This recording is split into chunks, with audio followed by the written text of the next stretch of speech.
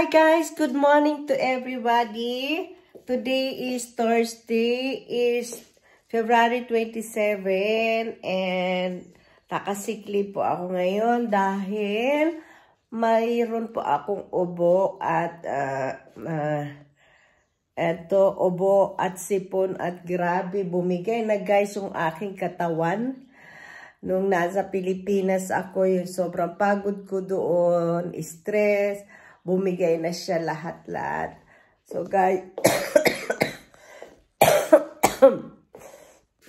pasensya na guys. Pag nagsasalita ako na matagal, inuubo talaga ako. So guys, nakita nyo, ayun ang aking bebe. Yan. Kagigising lang po namin dalawa. Now is 10:30 in the morning. Talagang pinapahinga ko guys yung yung katawan ko kasi talaga grabe guys ang ubo ko. Pag umuubo ko para akong sakit ng ulo ko. Pache, dubisit dik. Ha? Tabatching ka na. So ayan kaming dalawa at kami magkakape. At ang dami kong gagawin dito sa bahay guys mamaya. At ayan. Ang weather nga pala dito guys sa Germany ay sobrang lamig. At ayan, magdamag umulan kahapon. Nag-snow dito ng konti. Ayan o. Makulimlim siya. On, astusyon din ni milk. Magfertig din milk. Yeah. Yan. Yan guys, paborito, alam nyo ba guys, paborito niyan yung gatas ng fresh milk. Ayaw niya ng cat milk. So, drink dan ali, ha? Okay.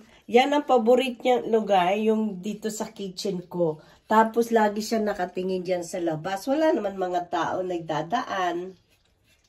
Kaya, so, come, magtatig din ni milk, ya? Undan kom susumama. Okay? Grabe guys, sa sakit ko. Tapos ito guys, ang mga, ito nga pala yung aking mga iniinom na gamot, may medicine. Tapos ito yung sa yung candy para sa ubo. Tapos, ayan, kailangan mayroon ako magnesium. Everyday yan may magnesium ako. Kasi para hindi pulikatin yung aking guys mga binti. Kasi minsan pag hindi ako nagtitake ng magnesium, sa gabi guys, naninigas yung aking mga binti. Tapos ang sakit niya, bonggang-bongga, grabe. Kaya ayan. So,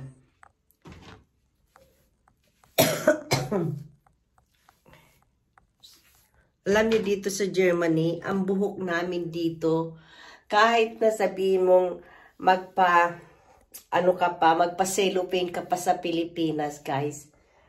Ano ka pa dyan. Pagdating dito sa Germany, dahil iba ang tubig dito, yung pagpapacellophane mo, mawawalang visa yung pag-uwi dito sa Germany. Tingnan nyo ang buhok ko. Ayan o. Ito, hindi ko yan guys pinalansya.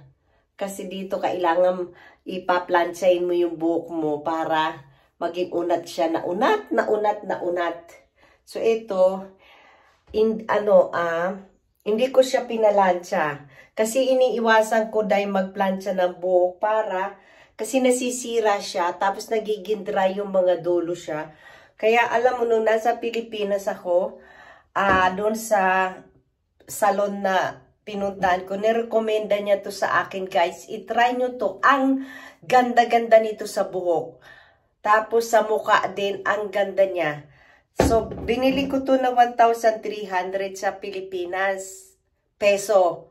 Tapos makaka-order ka rin sa internet nito. Pero ganun din ang price. Kung ano yung price sa internet, ganun din ang price sa Pilipinas. So, ito lang guys ang gamit ko sa buhok ko. Yan lang. At saka, syempre itong conditioner na hindi na binabal naman yung yung buhok mo after yung maligo. Tapos ito guys, i-apply nyo to after yung pag naligo kayo, basa pa yung buhok, lagyan nyo na nito, and then after that, nung dry na, lagyan nyo din siya. Very simple lang ang life ko dito sa Germany kasi ang hirap. Hirap kitain ng pera. Kaya so ngayon ito guys, so tingnan nyo, ang dito sa labas ko.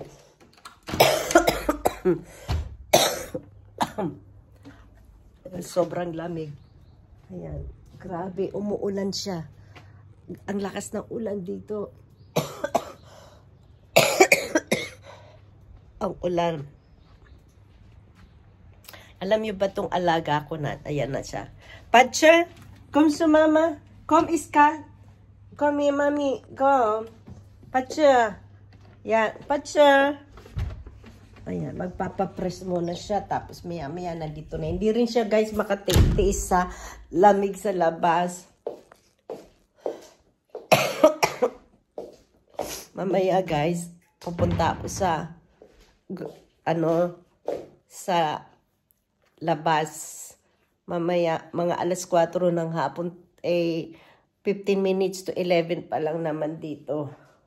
Ngayon, so i-update ko lang guys sa live ko dito sa Germany at sa weather. Sobrang lamig na. Pacha, ayan na siya. Oh. Pacha. Pacha. Pacha. Come here.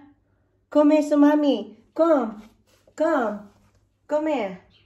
Yeah. Ist kalt draußen. Yeah. Ich will nicht, dass du krank. Mama is already sick and also Pacha will get sick. Yeah. Yeah. All you come here. Mama kann nicht so viel reden. Ma hosten. So, ayan na siya guys. Ano? As to good, gidrunken dein Milk. Kumain na siya. Ayun, naubos niya yung pagkain niya. Tapos, umingi siya sa akin ng milk. Ayan. Kasi guys, pag ako nagtitimpla ng kape, lalapit niya sa akin para manghingi din siya ng fresh milk. So guys, that's all for today. Hindi na nahabaan kasi ang sakit na lalamunan ko sobra.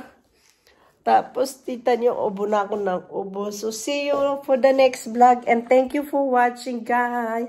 Bye!